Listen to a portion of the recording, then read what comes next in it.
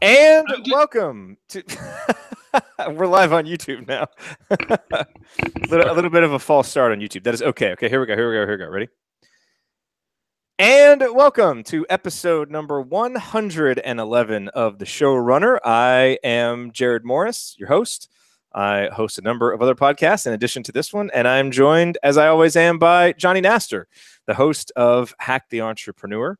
And we're excited to be here for another week of walking you through an essential tip, essential advice that will help make you a better showrunner and help you create better podcast episodes for your audience. Mr. Naster, how are you? I'm doing phenomenal. Good. Absolutely just excellent. You're wearing a t-shirt today. Do you want to, for those not watching on video, which is the majority of people, do you want to describe what this t-shirt is? It's a Willie Nelson t-shirt. Oh, very nice. From a tour of Canada he did. Yeah. I keep forgetting that like you actually like kind of quiz me on my shirts and call me out on my shirts. So yeah, I need to hey, and I'm down here in Texas. A lot of people down here would be really into it. Would certainly approve of a Willie Nelson t-shirt. So that's awesome. Excellent. All right. So we've got a good show planned, a good topic planned for today. It's one of those, Johnny, this is kind of a basic topic. Like I felt a little bad suggesting it to you because I felt like it was kind of basic, but at the same time, like I think there's a lot here, like maybe because we're going to go through at least nine things, and we might pick up some other ones. But maybe people listening have 7 of them, but there's 2 that they haven't really thought of using a template for. So I think it's worth walking through these. And I know that I always learn from you whenever we talk about things that we template, that we have templates for, that we systematize. You have always been better about this than I have been. And so I always enjoy these conversations because I always learn a lot from you when we hit this topic up. So I'll be excited to see maybe what new things you've added templates for, or, new ways that you're using old templates that you've had. So let's start going through it. What do you say? Let's do it. Sounds fun. All right. So again, obviously, I'm sure you read the headline before you started the episode, but we're talking about things that every showrunner should have a template for. And really, to be specific, that every experienced showrunner should have a template for. If you're coming to this, new to running a podcast, to running a show, you may not be this far along to where you have templates for all of these things, but certainly this is something to think about as you move forward, that you want to get this into a templatized procedure. Because it's just going to make your life as a showrunner easier and more efficient. And, Johnny, you and I have seen so often, shows that have good intentions but never start, or shows that get off the ground but flame out after 10 episodes, or even that go for 50 or 60 episodes but flame out. And one of the major reasons why it happens is because it isn't necessarily that people lose the passion for the topic, or even that they're not seeing success, but they don't, something changes and they don't have time to continue doing it. And time really becomes a factor. And everything that we're going to be talking about today with using a template is meant to save time and meant to get you from point A to point B faster, so that you can then move on to point C and then get to point D, and keep going and keep moving on to the next episode and to the next, stage of growth for your show. And that's where templates can help out so much. Because, with shows that are going to be recurring on a, weekly basis, or however often it's going to be, there are inevitably going to be tasks and processes that you're doing over and over again. And both in the interest of time and in the interest of your own sanity and enthusiasm, because, sometimes doing the same thing over and over again can bore you a little bit. Having templates to make that process quicker, easier, and demand less thought of you is going to be extremely helpful.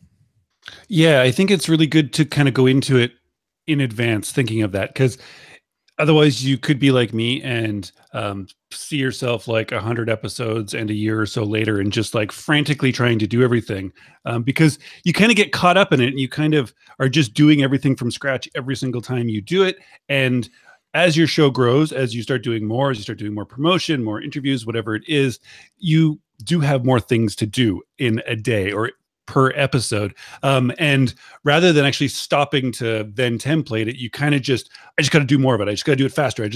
And you just kind of, that's when you have to finally, okay, this is too much. I got to pull it back. So templates, just think of it literally as just not starting anything from scratch is the way I like to think of it. Never staring at a blank page again. And to me, that's as simple as it has to. Just it can be copy and pasting something else you just did like that. But it's anything repeatable that you do while creating your show or promoting your show or getting guests or booking guests or researching guests. Anything that you do more than once, basically just take what you did last time and just rework it to be what you need today, because it will save you a ton of time, headache, and it'll make you a better showrunner. And it allows you to make incremental progress because you're taking something that you've used, now you're using it again. Inevitably, you're going to find a way to make it a little bit better. If you're always starting from scratch, you're never really taking something and making it better. You're kind of starting brand new.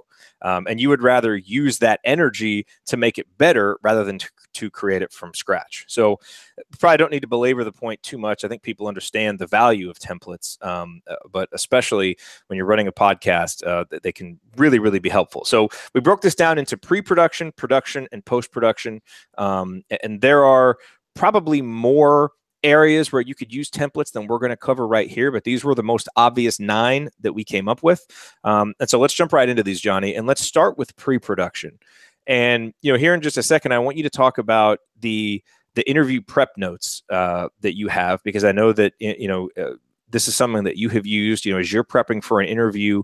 What are different things that you want to know about this person so that you know what questions to ask? And it doesn't just have to be for an interview. So really, this is more kind of show prep notes. And this isn't necessarily the sheet that you will look at when you're producing the show. We'll get to that in a minute, kind of the production notes that you have.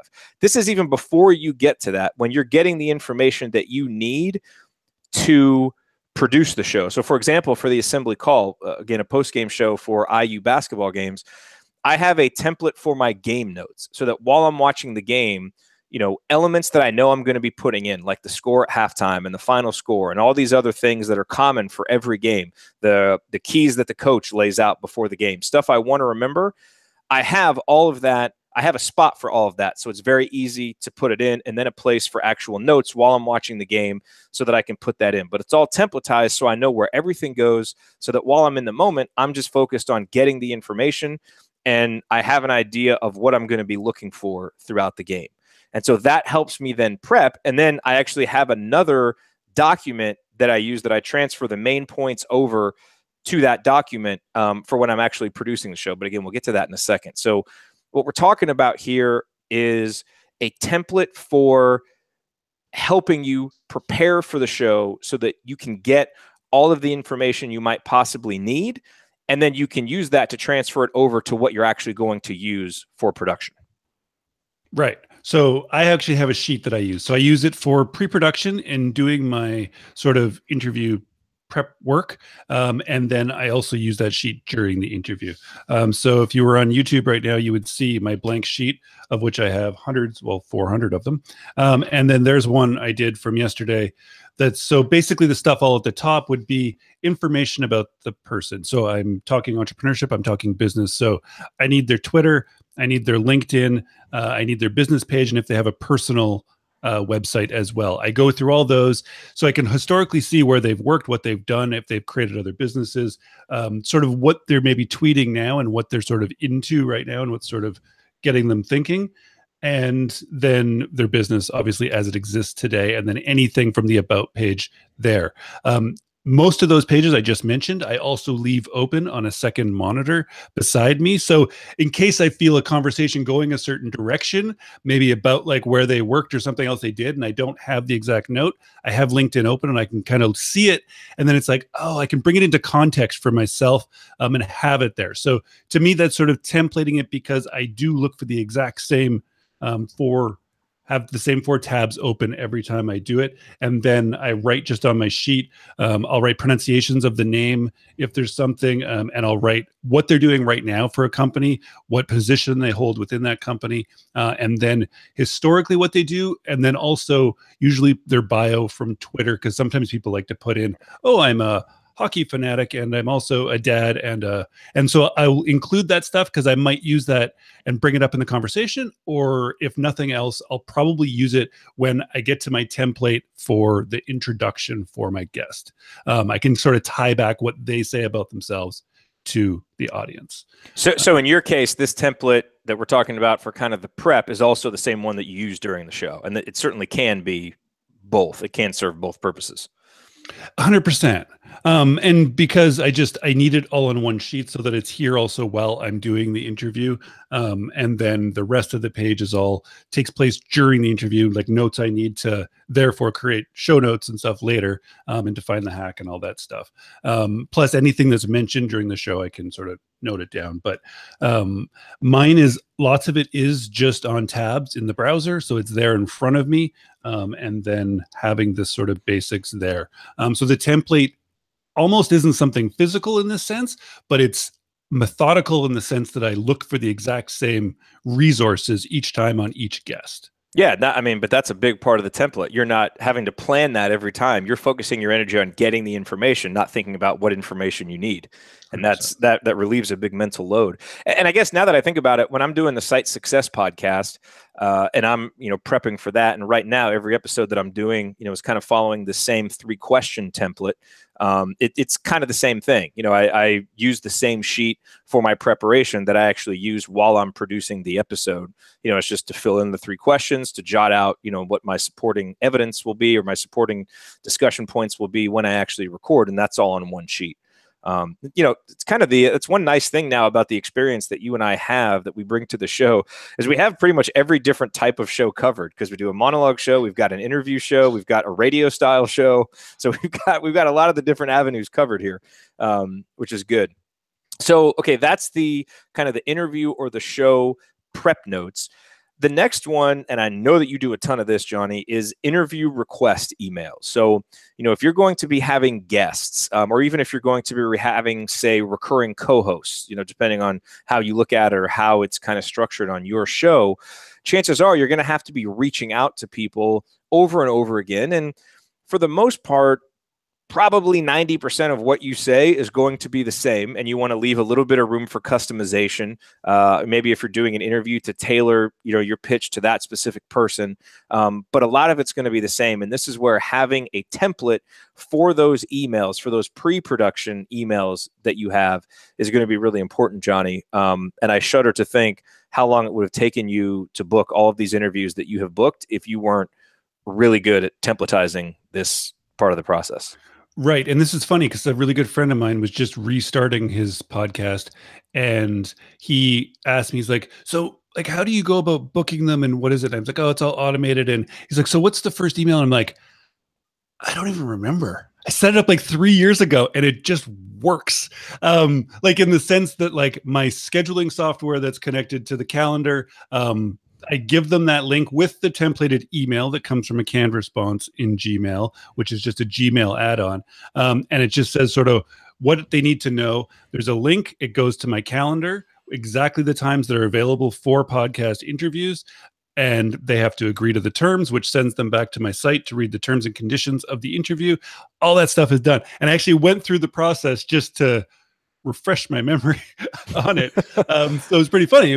But it was literally because you're right. I mean, imagine the time it would have taken me to try and schedule with other busy people 400 interviews. It's ridiculous. Oh, man. So instead, it's just that. And so when I use the canned response for my formal sort of email invite, I even send that, like, I don't personalize it. I personalize it a lot if I'm doing outreach to somebody that I'm really looking to sort of get. But a lot of my interviews now are people sort of inbound, right? Or like a referral from somebody else via email. And then I'll literally just say to the person, cool, if you want to be on the show, just let me know and I'll send you a formal invite. And then when they say, yeah, cool, I just reply, okay, cool, here's the formal invite. I look forward to it. And then literally just paste. Boom. And it looks formal, it looks templated, but I literally say that, right? That's like, I'm not going to then go tweak it for them. It's just really, you just need that scheduling link. And then you do it from there. To me, not only like, it's not the fact that it's easier for me and that I'm lazy and I'm trying to save time. It's really not about me. It's about the guest. before I've actually lost guests because you get busy people and you're back and forth. And then after 2 or 3, how about this time? How about, it's like the person just, oh man, I just got to go do something else is what they're thinking. Right. So this one just, there it is right now. I think people can book like 6 weeks out on my calendar. And they're everyone's super happy with that. They know exactly where it is. They find the spot and then they get, reminded automatically through the scheduling software there. So that's absolutely something that needs to be. And if you're doing really cold outreach, obviously personalize it at the beginning. But beyond that, make sure you have a templated email and really, really, truly use. There's Acuity scheduling. I use Schedule Once. There's so many of them actually now. There's Calendly. Right. There's so many now that you can. And this is the next element. This is the next element on our list, which is calendar. And right. This is just integrated in part of your, interview request. And I think anybody who's doing an interview show, follow what Johnny has been doing. And you walk people through this in the course, right? Has it 100%. Changed from the lessons that you taught in the course when we originally did it, or is it all the same? It has not changed. When I went through the process last week, I didn't change anything. I just wanted to be refreshed about what it was. No, nothing. There's no need. Like I never hear anything from anybody except once in a while they'll follow up and be like, "Oh, cool! I just scheduled and I look forward to it." Nice. Yeah. So, I mean, look, if you're going to be doing an interview show and scheduling interviews regularly, then you really do need to figure out some sort of calendar software that you're going to be using. I mean, I don't do any interview shows, like yours, Johnny, where I'm doing 3 interviews a week, but on Podcast on the Brink, my other IU basketball show, we do some interviews with folks. And so, and having that, even just with my co-host, being able to just send him a Calendly link and being like, oh yeah, here are the times that I'm available, pick a time for this week's recording, because we don't always record at the same time. Even that saves time. Just from the weekly back and forth, like you said, let me check my calendar, then you check yours, and we're going back and forth. Someone on one end of that equation has got to just put a calendar up with, here are the times I'm available, pick one. It makes it so much easier. So just take it upon yourself to be that person. And the great thing is, you have the ability with, whichever one of those softwares that you've used. I use Calendly now. I've used Schedule Once in the past. They're both great. You can set up your calendars and block off time that you want to be working, that you can't be recording. So you can now be a little bit more in control of when you're recording. And then you send that link over, they choose the time, and then you can have a templated response after they choose it. So say that you do your interviews on Skype, you can have a spot, and it can be a required spot where the person then needs to fill out their Skype username. Or, if let's say that you're doing this to be a podcast guest, because this is another reason why you might set one of these up, is if you're getting requests to go on other people's podcasts, and then you can say, yeah, I can record at such and such times. And then as part of that template, then you could have a little free response section that says, what are 3 or 4 topics you plan on covering, so I can make sure I'm prepared? Or, who is the primary audience for this episode? Whatever you need to know to be a good guest.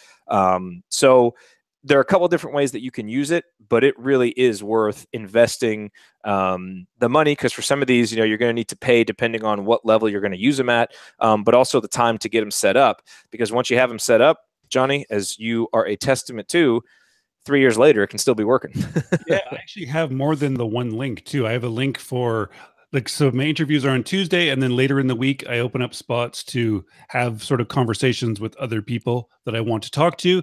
That's a different link, so I can just drop it and be like, okay, book it here. And then I actually have one for friends who want to get on a call. It's like, here's another one. And it's just certain days, and they're either available or not those times. And it sounds ridiculous, but at the same time, it allows you to focus on your show. Yes. Not focus on scheduling appointments. Okay, so let's move on and talk about production and some templates that can help you while you're going through the production process. So we already talked about the first one a little bit, which is your interview production notes. So again, these, sometimes it can be the same as your prep notes from pre-production. To carry on my example from the assembly call, I have, my game notes that I take during the game, but then because our show is actually broadcast live on the radio, while we record it, I have another template for that. And it has, all of my, the standard intros that I use, the standard outros, whatever ads we might have, that time. So it's all in one sheet and I can just scroll down as I go. It's got some timestamps for when we should be in and out of certain segments. It's got my, my transitions, just so that, and a lot of times as I'm using that, I've done the show so often now, I pretty much have, a lot of those memorized. I don't need them, but I've kind of got that crutch. So it's all there. Because especially if you're going to be broadcasting, stuff live, you can't exactly just stop and do a new take. You want to have all that stuff kind of, ironed out. And then, we have certain segments of the show now, the meaningful moment you might have missed, and inside the numbers and the game balls.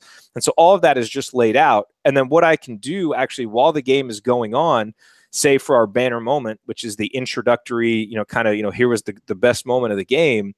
As I'm going through, I will transfer from my game notes stuff that I might want to say there. And again, as soon as the game ends, we're going live. So I don't have any real time to do prep in between watching the game and doing the show. So by having a place to do my game notes and then transferring the most important stuff over to that section, and then some numbers I want to hit to the numbers section, I can take the most important stuff and get it into my run sheet. And now I've got everything on that sheet, but I still have my game notes I can reference if I want to go deeper, or if I need to, reference a real specific point in time. So for that show, having the two different sheets, one that's geared toward the pre-production process and one that's very dialed into the actual production process, is really important. For an interview show, Johnny, like what you're doing, I can definitely see how having one that works for both is fine. As I mentioned, for Site Success, I use one for both of these. So it just depends on your show, your needs, and how you kind of work better.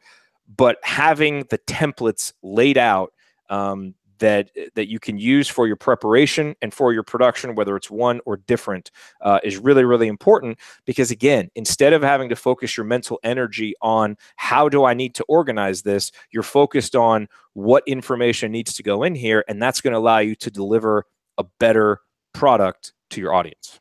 And one point to mention is that Jared and I have really worked out sort of templates and systems at this point, but they don't start like that. So when I say that my scheduling process is so good that I can just forget about it now, it was not like that. It took iteration at the beginning to get it to work how you want. So none of this stuff is just we don't just create it and then, okay, well, whether that works or not, that's just how it is. You're going to solely just work on it, optimize it, make it better, make it work better for you, for your guest, for your show, whatever it is. And then that just becomes your template. So they will evolve. It's not just it's not set in stone, if you will. Which takes us to mixing your episode, which I don't actually do anymore for myself. But at the same time, I have a template in GarageBand because I record my interview, that's done through Skype, and then I break that into two pieces. I put it into a GarageBand template I have called Skype Calls, and it also has a place for the intro, a place for the two mid-rolls, a place for my guest, and a place for the outro and for the hack. And it's literally, I just go through step by step. It's okay, I need to do that, now that, now that, now that, and then I save it as the person's name. It goes straight to Dropbox, and the editor takes it from there. So even though I don't actually do the mixing, I still have to do additional recordings to my interview, and it's 100% templated. I'm not setting up and making sure that the levels are, everything is just open it up, boom, and it works. So no matter if you do that or not, the mixing or not, these are ways to just optimize your time. It seems like you save 2 minutes here, but you save 2 minutes across your week, and you can record a whole new episode with the time you've just saved. I'm still slumming it, doing the mixing of my own episodes. One of these days, Johnny, I will get to your level and have someone else doing it for me. Although for Rainmaker FM, we had people obviously doing it for us. But I still, there's a part of me that still kind of likes doing it. Which I know is weird, and I probably should start offloading that a little bit. But what makes it palatable, what makes it possible for me to do that, doing so many shows, is I have a ton of templates. And for our radio show, I have a template. For the post-game show, I've got a template. And, what you want your template to have, obviously, is, you want your bumper music. So you want your intro and your outro music. You want, whatever spoken intro that you have, all that stuff that is going to be standard from show to show. You want that all in there in a template. So now when you get the individual episode files, the stuff that's variable per episode, all you've got to do is drop it in. And if there's something you have to record, like you have to record a different ad read for each one or whatever, all you do is record it, but you know exactly where it's going. And you've got, whatever music is going to run behind it. It's all right there.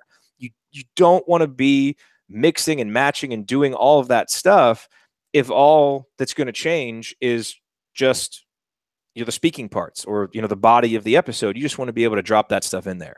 So you want to have a template that allows you to do that, because that can really end up taking you a lot more time.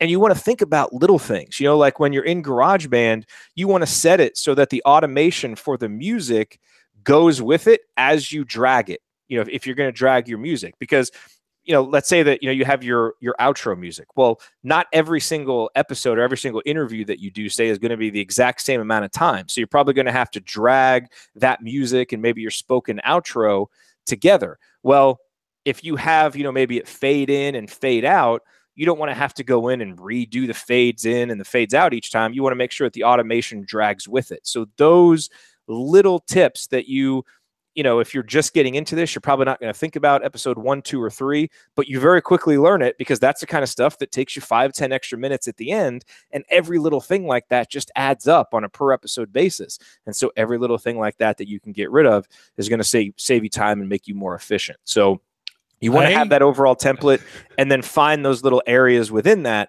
you can save time as well. Right. I have a templated task in Asana that goes to my editor for the episode to upload it. It's awesome. That's actually what it's gotten to, where it's like, here's a link to like the Dropbox folder. Here's like the title. And it's like, wow, even that part of the outsourcing, I've templated it, just because I hate creating anything from scratch. It takes too much mental energy, I think, or almost like creative energy, because you have to create it literally from scratch. Yeah. And that creative energy should actually be going to creating things of value, not just doing the tasks behind the scene that have to be done. And so that frees it up. And yeah, I was just thinking of that. It's like, I still actually do template the mixing process. I just don't do it. So that's great, though. Makes sense. So something else, the third element of production that we want to talk about is the show notes. And here again, this can be templated. And that doesn't mean that you're going to have the exact same text in your show notes, but just template it in terms of the layout and the format. Like, okay, here's going to be my intro. These are going to be the links, the show notes links, and maybe you leave a few spaces for links that you mentioned in the episode, but then you've got your social media accounts and it's all right there. And then the place maybe where you're going to put, your embed, either maybe your, an iframe code or a short code, however you put it on your site, but you've just got it templated. And then, maybe there is some standard verbiage, like maybe you sold an ad for 10 straight episodes for a particular advertiser. And so you can throw that into your show. And one of the things that you sold them was a spot in your show notes. You can put that into your show notes template. And now you just do it once instead of having to add it all 10 times that you do the show notes. So you want to, whatever verbiage is going to be consistent from episode to episode, obviously keep that in there. But here it's more about just having the format. And I use a text expander for this. So I'm on a Mac and I use the program Text Expander, so that, when I'm going in and say I'm getting ready to do my my site success show notes, all I do is I type out sites template, the whole thing comes out, and then I just go type my intro, and then I put in the show notes, and that's it. And everything else is there ready to go. Again, not creating it from scratch, not wasting that mental energy. You're just focusing on, okay, if someone's going to be reading the show notes, the description, what do I need to say to sell them to listen? And what do I need to do to maybe add a little bit of extra value if they've come to the show notes after listening? You're focused on the value, not just getting the task done. And show notes are a great place to use a template for that.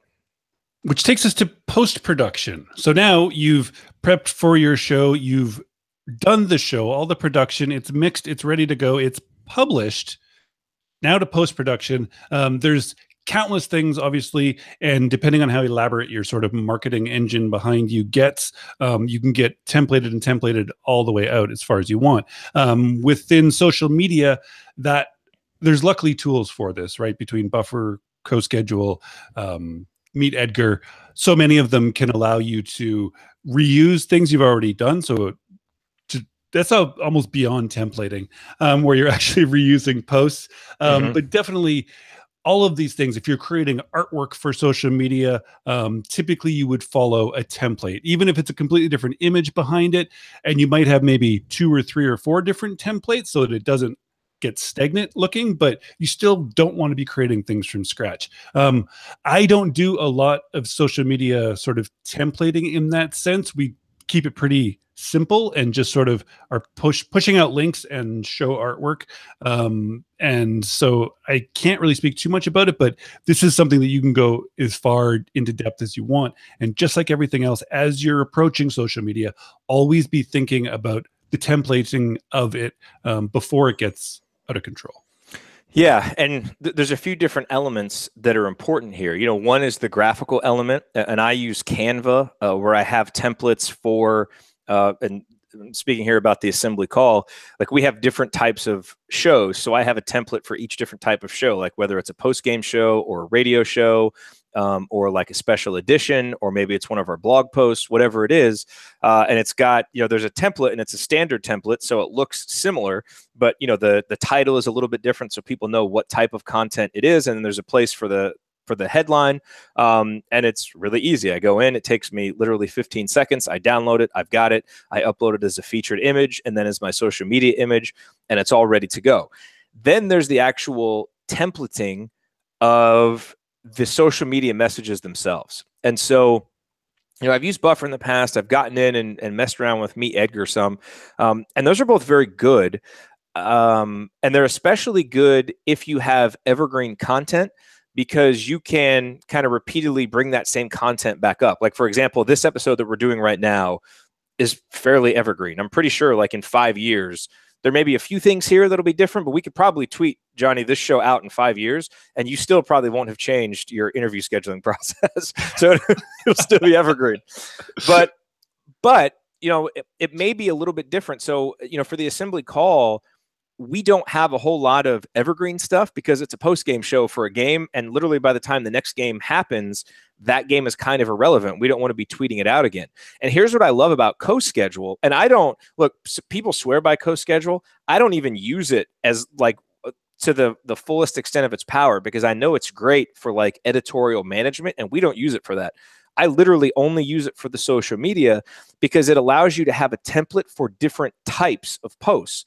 So, you know, I always hated, I would get to, you know, we'd do a post-game show. I'd put the episode together, export it. I'd have my final file. I'd feel like I'm done. And then it's like, oh yeah, all right, I got to go out and put this out on Twitter. I got to put it out on Facebook. And it's kind of the same thing every time.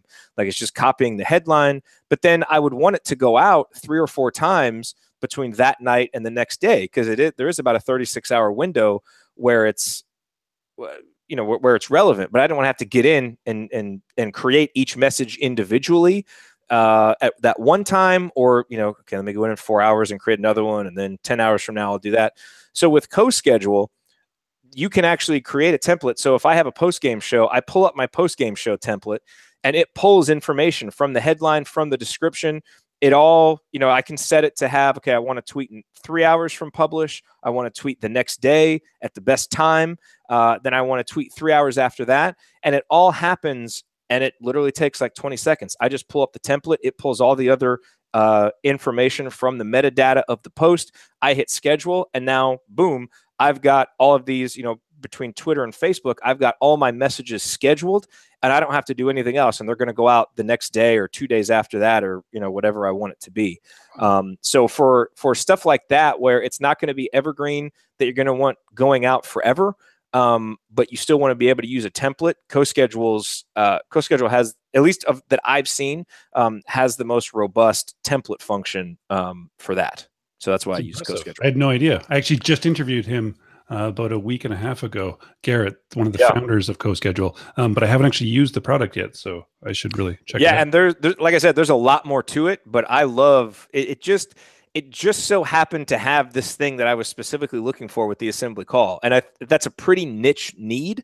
But, a lot of people are doing, kind of timely shows. And even if you're not, we have we do have one type of evergreen content, and I found a way to make it work for that too, where I actually have posts going out 5 years into the future. It took me a while to set it up once, but now I have it set up once, and when I go into schedule, it schedules like 50 tweets out into the future. And it's historical content. It would literally never be irrelevant.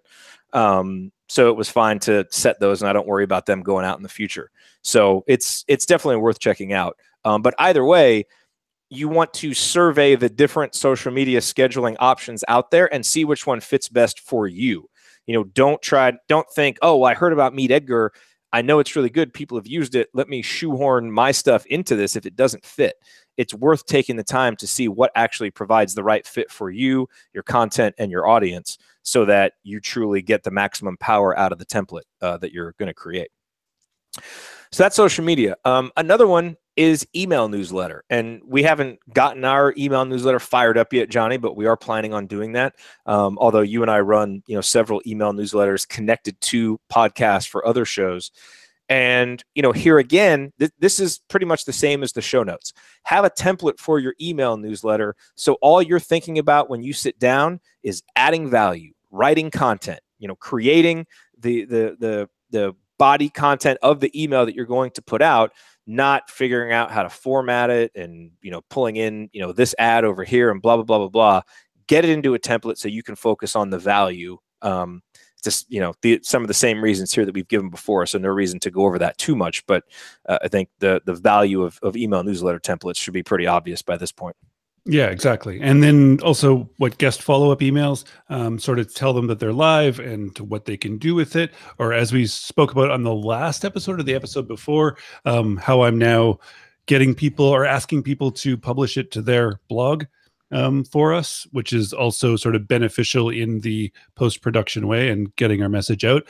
But all of that stuff is standardized. All of that stuff is templated. All of that stuff is within Gmail as a canned response, as it should be, just because these things do go out a lot, and I found that it even got sloppier when it was always from scratch, because sometimes I just wouldn't be in the frame of mind. You'd be doing 100 other things, and it's like, I also got to get this out.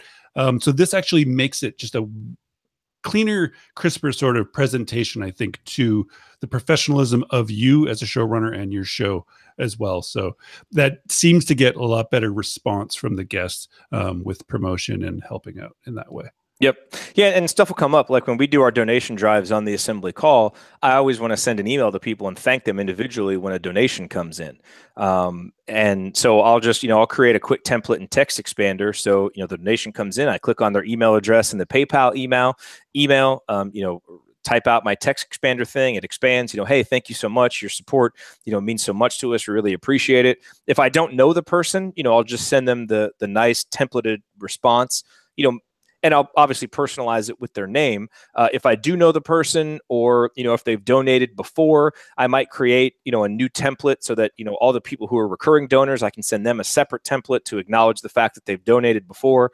Or if I know the person individually, or we've had a recent interaction, I can add that to the template. So it's for the same reason, Johnny. If you're going to be doing it over and over again, you don't want the 45th person to just get this kind of short, response that your heart wasn't really into because you were just trying to get it done. Put your heart into creating the template. Now everybody gets that. And then you can focus on a customization if it's needed, or just moving past that task and getting on to the next thing that's actually going to create value for your audience, as opposed to just doing, some kind of rote activity that you're just doing to get done, but it's not really adding a whole lot of value. And that really is the overarching point of this entire episode, Johnny, which is find those opportunities where you're doing repeated tasks, where you're sending repeated emails, or you're creating the same document over and over again, and figure out a way to make it a template so that it's the same high standard of quality every single time, and it is not subject to the whims of your mood and your motivation at the moment, and B, so that you save time and can move on and create more value for your audience, which is how you're going to build that connection with them and continue to grow that audience and grow your show in the first place. Yeah. Yeah. Or just try and make your templates as generic as possible so you can just use one template for everything we talked about today. That's what I was thinking about with emails. You see those ones that are so generic, like, hey, friend, thank you for purchasing the product. Yeah. I hope it fills needs for you. Like, then you just need one text expander for everything. Just that's right. You want and there you go. That's right. All right. Well, thank you for listening to this episode of The Showrunner. Go to showrunner.fm. If you're new to the show, you can go there and you'll be able to download our beginner's guide to launching a successful podcast. And we have so much fun stuff that we're really excited to start rolling out in the coming weeks and months. We'll eventually have our newsletter going again. Johnny and I have been talking about some things that we want to do for community. If you've been waiting to get back into the course, that'll be there again too. So we've got a lot of things that are going to be coming, but we wanted to start by getting the show going again, getting back into your podcast feeds every week, reestablishing that relationship with you and this weekly time that we have to talk about being better showrunners together. So we're excited to keep doing that moving forward as the weeks continue to go on. And then we're excited to share with you all of the new fun stuff that will be happening here at the Showrunner. Any final words, Johnny? Maybe a Willie Nelson lyric to close us out? Oh, I wish. Don't got any for you. No. All right. It's been put fun. You on the spot. It's really cool to be back. So yeah, please keep joining us and check out the site because I think it looks pretty damn awesome, I would say. Yeah. And I guess we'll see you next week. Yeah. Talk to you next week. Take care.